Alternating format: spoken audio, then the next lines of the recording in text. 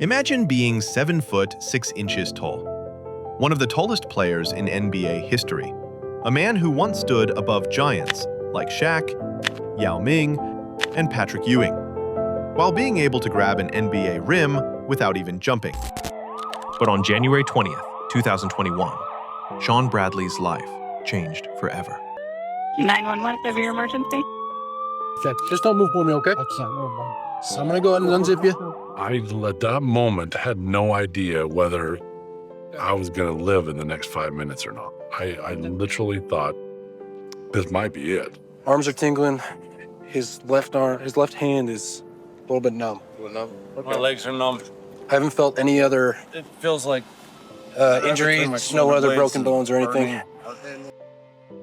Miraculously, Shawn made it out alive, when by every measure, he shouldn't have.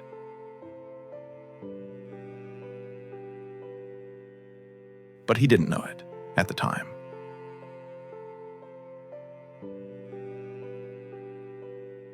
Don't move your neck, all right? I want you to keep it as still as possible. The ambulance came and they put me in an immobilizer, cut most of my clothes off. I rushed me to the hospital. I was actually in surgery just about an hour after. Against all odds, even though Shawn would survive, he was met with the devastating truth that his life would never be the same. All right, Mr. Bradley. So again, I'm Dr. Stoper, orthopedic spine surgeon. But before we can understand the new life Shawn was forced to live, we need to go back to the life he left behind. The life of an athlete, a father in motion, and a man who once stood tall on his own. I went from being a professional athlete, bigger than life, do things that a lot of people can't do just because of my size, to not being able to go upstairs to my bedroom or downstairs to the basement or, walk, put on my pants, go to the restroom. This is the tragic story of Shawn Bradley, the giant who fell but never broke. Time Shawn reached high school, he was already a phenom, standing an unbelievable 7 feet 5 inches tall. Genetic testing confirmed his height wasn't caused by any disorder, which is often the case for someone his size. Instead, it was purely natural. His father stood at 6 feet 8 inches, and his mother at 6 feet tall. This rare gift gave Shawn the athleticism and coordination that players his size almost never have. By his senior year, he was unstoppable, averaging 25 points, 17 rebounds, and an unbelievable 9 blocks per game.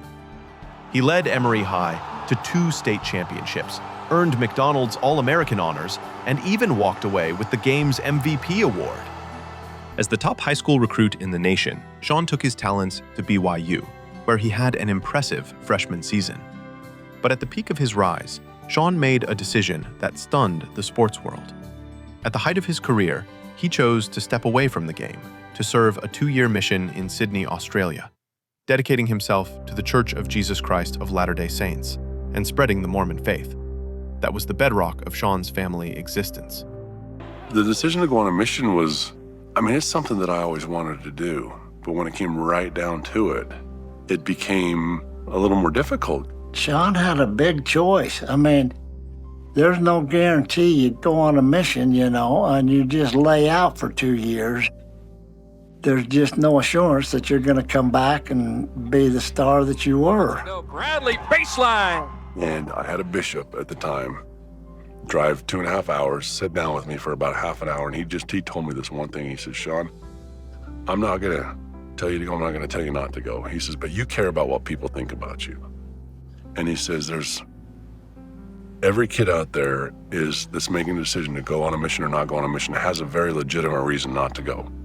Family member sick, a job, school, you name it, their reason not to go is just as valid and just as important to them as your reasons not to go are to you. He says, but how do you want your name being used as it relates to people going on missions? I cared about what people thought about that because I believed in missionary work, and I'm a huge champion and a big fan of people going. So I put my papers in the next day. He sacrificed immediate basketball glory for something far greater in his eyes. When he returned, 2 years older, a little rusty but spiritually recharged, the NBA was waiting. With the second pick in the 1993 NBA draft, the Philadelphia 76ers select Shawn Bradley from Brigham Young University. And sitting beside me, I know, taking a look at this, Doug Collins, you were the 19... Most important thing, Bob, is to be patient with this young guy. You can see him with the commissioner. But Shawn's transition to the NBA wasn't smooth. 2 years away from basketball had left him out of rhythm, and the league he entered was nothing like college ball. The NBA was a different beast, quicker, stronger, and filled with athletes who played with a level of physicality Shawn had never experienced before. He faced criticism for his slender build, mobility, and constant injuries. He was outmaneuvered and frequently outmatched by more seasoned NBA centers. He moved from the 76ers to the New Jersey Nets, then famously to the Dallas Mavericks, where he spent the bulk of his career. He wasn't Kareem or Shaq, but he was Shawn Bradley, a unique player who carved out a respectable but unspectacular 12-year NBA career. In 2005, he retired from the NBA. He left the game on his own terms, ready for the next chapter of his life. Little did he know, the most challenging chapter was yet to come. The Dallas Mavericks just shared the first public details of an accident that Shawn Bradley suffered. Shawn Bradley is now paralyzed. In January 2021, on the day of the accident, Shawn was riding his bike along this road in St. George when a passing car bumped him from behind, sending him into a parked car. I mean, there's hundreds of bikes that ride on this road every day. 911, the address of your emergency? Flipped, and he's been there since the last 5-10 minutes. He tumbled over the car, landing headfirst. A minute, because if you got back injuries and stuff, we don't want to be moving. What's your name, man? Shawn Bradley. You remember what happened? I was just riding my bike, and all of a sudden I felt a bang and ended up on the ground.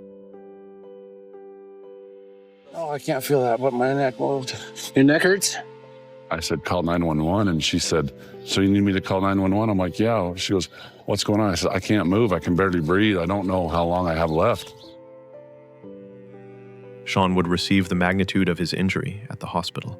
All right, Mr. Bradley. So again, I'm Dr. Stoper, orthopedic spine surgeon. So with your accident, you've got a pretty good break in your neck. So you got a fractured dislocation in your spine. And unfortunately, that means the spinal cord is now getting stretched and kind of pinched. It broke my neck and my back.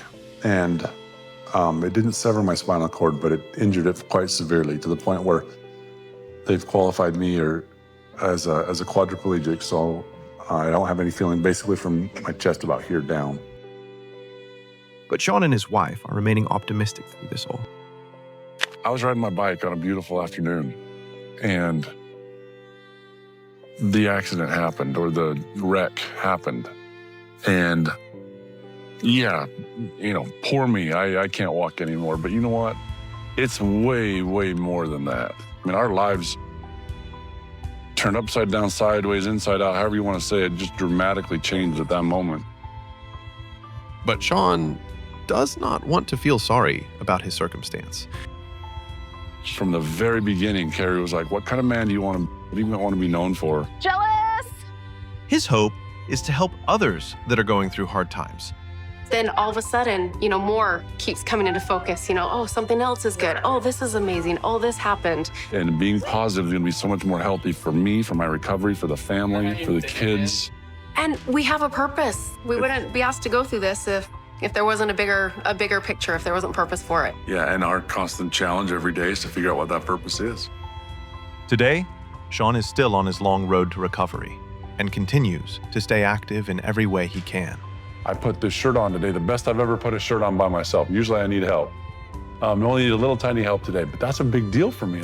And Shawn is still staying connected to the game that he loves, with the team that he loves. Coming here to Dallas the first couple of times and watching those games, I just have to say it was exponentially emotional. But it wasn't a woe is me, I'm so sad that I can't do things anymore. It was emotional in that I was excited to see the guys play. I was excited to reconnect with some old teammates and friends. Shawn Bradley's story is one of incredible courage. If you made it this far, drop a respect to the giant in the comments to pay tribute to the Stormin' Mormon, as he continues to be a towering figure, not just in height, but in spirit.